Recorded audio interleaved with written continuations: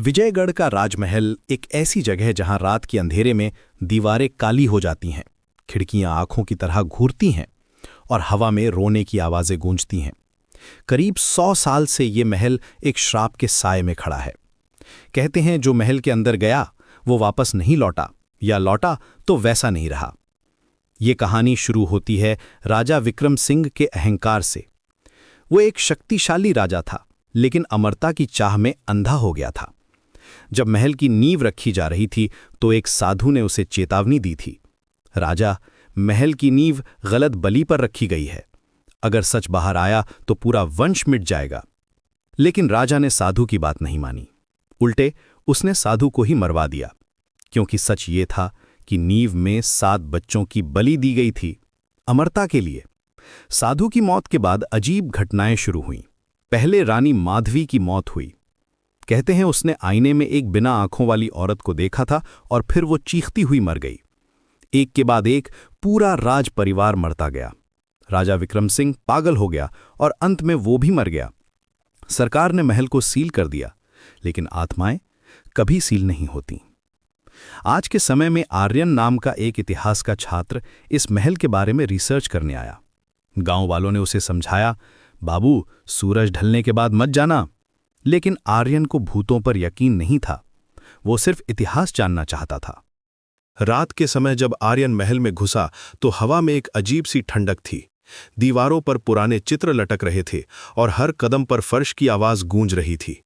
अचानक उसे एक छुपा हुआ तहखाना मिला। वहां दीवार पर खून से लिखा था, नींव में 7 बच्चों की बलि दी गई थी। आर्यन का दिल जोर से धड़कने लगा। ये वो सच था जो सदियों से छुपा हुआ था।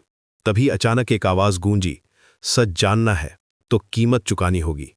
आर्यन ने मुड़कर देखा तो राजा विक्रम सिंह की आत्मा सामने खड़ी थी। उसकी आंखें लाल थीं और चेहरे पर गुस्सा था। अगर तू बाहर गया तो मेरा राज सबको बता देगा, राजा की आत्मा ने कहा। लेकिन तभी रानी माधवी की आत्मा प्रकट हुई। उसने कहा, सच को बाहर जाना ही होगा। और फिर उसने राजा की आत्मा को आग में खींच लिया। पूरा महल हिलने लगा, दीवारें गिरने लगीं। आर्यन किसी तरह बाहर निकला। आर्यन को लगा कि अब सब खत्म हो गया है। महल का ऊपरी हिस्सा गिर गया था। लेकिन जब वो अपने कमरे में वापस गया तो वहां वही बिना आंखों वाली औरत खड़ी थी। आर्यन की चीख निकली और फिर सब कुछ शांत हो गया।